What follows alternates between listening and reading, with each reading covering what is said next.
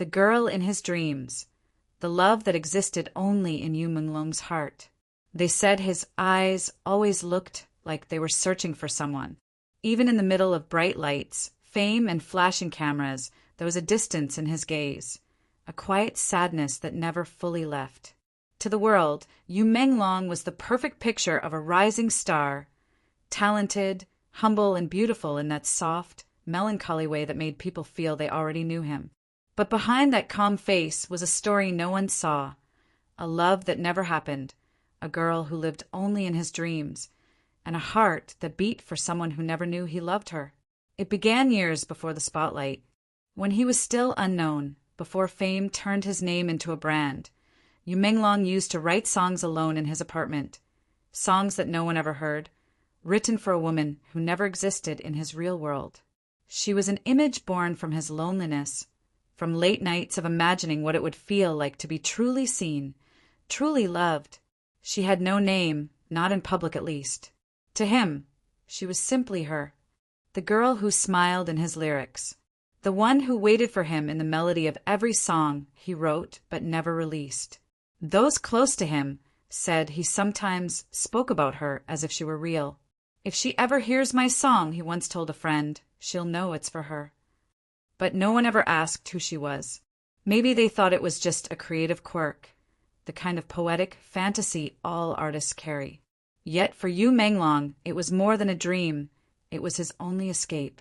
Fame came quickly, but with it came silence. Every word he said was measured, every emotion filtered through the expectations of the industry. He couldn't love openly, couldn't show vulnerability, couldn't even be himself without fear of being misunderstood. In that silence, he built his world around her, the girl who existed only in the spaces between his songs. She was the reason he smiled when he looked out of windows, the face behind every verse that spoke of longing and peace. He wrote to her when he couldn't speak. He saw her when he closed his eyes on stage. And though she was only an illusion, she gave him something real, the feeling of being loved without judgment. But love built on dreams is fragile. The more he poured his heart into the idea of her, the more he drifted away from the people around him. His friends said that sometimes he'd stay up all night, writing music no one would hear, then stare at the sunrise like he was waiting for someone to appear. He would smile faintly, whisper something like, "Maybe tomorrow," and go quiet again. There was a haunting beauty in his loneliness, the kind that made his art unforgettable, but his life unbearably heavy. By the time he reached the height of his career, the girl had become something sacred to him. In interviews, he'd speak about finding peace in music or writing for someone who doesn't exist yet, and fans thought it was just poetic talk. They didn't know he was being literal. Every love song, every soft melody carried pieces of her, his invisible muse, his anchor in the storm. But slowly, that dream began to hurt more than it healed. The gap between reality and the world he created started to suffocate him. He couldn't love a dream forever, yet he couldn't let go of her either. In his final months, those close to him noticed a change. He smiled less, spoke less, and when he did, his words were full of reflection. He once said, "The most painful love is the one that never had a chance to begin." To them, it sounded like a lyric. But it wasn't. It was a confession. He had loved someone he never met.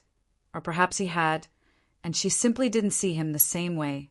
There were rumors that his muse might have been inspired by a real person, a woman he once worked with, someone kind, warm, and unknowing of the depth of his feelings. Whether that was true or not, no one could ever prove. He kept that part of his heart locked away, too personal for the public, too pure for the noise of fame. In his phone, a note was found, a piece of writing that many believe was meant for her. It was simple, almost unfinished, like a line from a song that ended too soon. "You were my peace, even when you didn't know you were my reason to stay."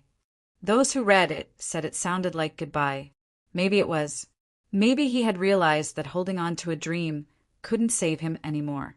On the night he left the world, it was quiet, no calls, no messages, no public breakdowns. Just silence, the kind that feels final. Friends said he looked peaceful that day, like he had made peace with something no one else could understand.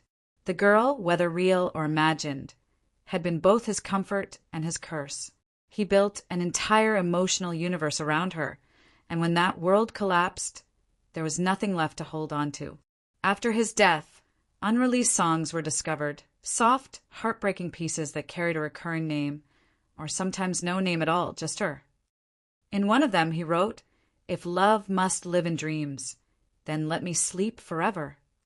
It was beautiful and devastating, the kind of line that could only come from someone who loved deeply and silently. The fans cried when they heard snippets of those songs. They said it felt like hearing a goodbye disguised as a lullaby. In the months that followed, the mystery of the girl in his dreams became a part of his legacy. Some said she was a metaphor for peace, for freedom, for the version of himself he wished he could be. Others swore she was real, a woman somewhere out there, now living with the guilt of never knowing how much she meant to him. But maybe that's the point. Maybe she wasn't meant to be found. Maybe she was meant to stay in the same place she had always existed, in his heart, untouched by the world. Menglong's story became a haunting reminder of the cost of silence, how love, when kept hidden too long, can become both salvation and prison. He gave the world his songs but kept his heart for himself, locked away in lyrics that only one person, or no one, was meant to understand. And yet, there's a strange beauty in it. To love someone so quietly that even the world's noise couldn't drown it out. To carry a feeling so pure it could only live in dreams. Perhaps that was his greatest gift and his greatest sorrow. The girl in his dreams may never have known she was his last reason to stay, but through his music she will always exist. Every note he wrote was a heartbeat calling out to her. Every pause a silence where her name once lived. Maybe that's where love truly lives, not in grand confessions or perfect endings, but in the spaces between what's said and what's felt. Menglong's love never reached her, but it reached everyone who has ever loved in silence, everyone who has ever held on to a feeling too fragile to speak aloud. And somewhere in another place, maybe he finally found her. Maybe she finally turned around and saw him. The dreamer and the dream, finally together, somewhere the world can't touch them. Because sometimes love doesn't need to be real to be eternal. Sometimes the love that never happened is the one that lasts forever. They said dreams don't hurt, but Menglong proved they could. The more he dreamt of her, the more real she became, until she wasn't just a figure in his mind, but the pulse behind his every breath. To the world, he was composed, gentle, and poetic, but inside he was haunted by a love story that never had a beginning and could never have an end. Every night, after the cameras stopped flashing and the stage lights dimmed, you would return to his quiet apartment. There, under the faint yellow glow of his desk lamp, he wrote songs only for her, the girl who never knew she was saving him. The world thought his music came from imagination, but it came from longing, from nights spent staring at his phone, waiting for a message that would never come, from watching the rain fall and wondering if, somewhere, she was watching it too. He had seen her once, or maybe many times, always from a distance. She wasn't famous, not a celebrity or a muse chosen by management for image. She was real in the way ordinary people are real, unnoticed, unguarded, alive. The kind of person who smiled without knowing she was being watched. The kind of person whose laughter could silence every storm in his chest. But for you, she existed behind a glass wall. He couldn't touch her, couldn't tell her what she meant to him. He could only love her in songs. He would see her face in strangers, hear her voice in echoes, and every time he closed his eyes, she was there, sitting by the window in his dreams, waiting for him with that same quiet smile. "You found me again," she would say, and he would smile back, afraid that waking up would make her disappear. Those who knew him said that his loneliness had a rhythm, that he carried it like a melody no one else could hear. Sometimes he'd play unfinished pieces on his guitar, staring into nothing, lost in a conversation only he could have. "If I ever meet her," he whispered once to a friend, I'll tell her she's the reason I didn't give up sooner. But fate was cruel. She never knew. She passed through his life like a fleeting song. There one moment, gone the next. He kept her memory alive in music, in words, in dreams. And when the loneliness grew heavier, he clung to that image of her as if it could keep him from drowning. The pressure of fame didn't help. The endless expectations, the fake smiles, the forced perfection, all of it pushed him deeper into isolation. The girl in his dreams became his only escape, his invisible shelter. When he sang, it wasn't for the crowd. It was for her. Every word was a message carried into the air, hoping it might reach her somehow. "Do you hear me?" he would whisper before recording. "Do you know it's you?" Sometimes he'd imagine her sitting somewhere far away, listening to his songs without realizing they were meant for her. He liked to believe she smiled when she heard them, that something in her heart stirred, that maybe, just maybe, her soul recognized his. That tiny hope kept him going. But hope, when left unanswered, turns hollow. In the months before his death, he began to fade quietly. His friends noticed the shift. His laughter sounded softer. His eyes looked tired even when he smiled. He had stopped chasing fame and started writing more personal songs, ones that the public never heard. One of them, found later in his notebook, began with a line that broke hearts. "You will never know the way your silence saved me, and how it destroyed me too." He had been holding on to something the world couldn't see. A dream that once gave him light now filled him with shadows. The girl in his dreams wasn't enough to keep him here anymore, but he couldn't stop loving her. Even in his last days, he spoke of her as if she were real. "If she ever reads my lyrics," he said softly, "she'll understand." That final night, the world outside was calm. The city lights glowed softly against his window. His phone was beside him, untouched.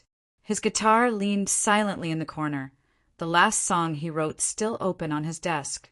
The lyrics were barely legible, written in haste, trembling at the edges. "In another life, I'll meet you in the sunlight, where no one can take our names away.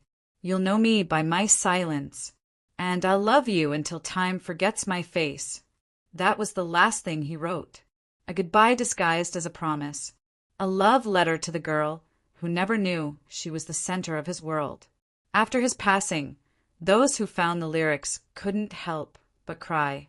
The pain in those words was too human, too familiar. Fans began to piece together clues, the interviews, the cryptic captions, the recurring image of a nameless woman in his art. Some believed she was a symbol of peace. Others were sure she had been real, a woman who would one day realize too late that someone had loved her more than life itself. But perhaps the truth was simpler and sadder. She was both, real and unreal, a memory, a wish, a lifeline that existed only within his heart. His death wasn't loud. It came like the quiet ending of a song, fading into silence. But that silence spoke louder than anything he had ever said. It told the world about the weight of unspoken love, about how even the gentlest souls can be consumed by what they never say out loud. Fans gathered at his memorial with flowers and handwritten notes. Many wrote messages addressed to her, as if the girl might somehow read them. "He loved you," one letter said, "even if you never knew." Another read, "You were the dream that kept him alive, and we wish you had known." The world would never know who she was, or if she was anyone at all. But she became part of his legend, the invisible figure behind the soft ache in every song, the girl who never spoke, but who lived forever in the silence between his words. And maybe that's what makes the story so haunting, because somewhere out there might still be a woman listening to one of his songs without knowing what it meant. She might hum along, smile faintly, and never realize that she was the reason he held on for as long as he did. In the end, Menglong'S love wasn't one of possession or confession. It was one of quiet endurance. He didn't need her to love him back. He only needed to love her. And though the world lost him too soon, his dream didn't die. It lingers in his songs, in the hearts of those who understand that sometimes the deepest loves are the ones we never speak. Because the girl in his dreams, whether real or imagined, was never meant to be found. She was meant to be felt. She was the love that existed only in his heart.